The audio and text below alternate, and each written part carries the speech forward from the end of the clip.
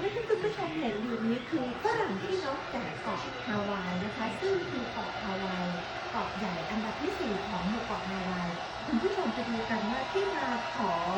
ฝรั่งขี้นกหรือที่ได้มาของฝรั่งขี้นกคืออะไรไปดูกันเลยค่ะ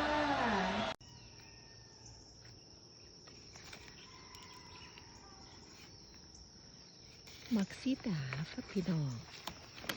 เป็นฝรั่งขี้นกฝรั่งขี้นกไม่ได้ที่เกาะฮาวายนะคะ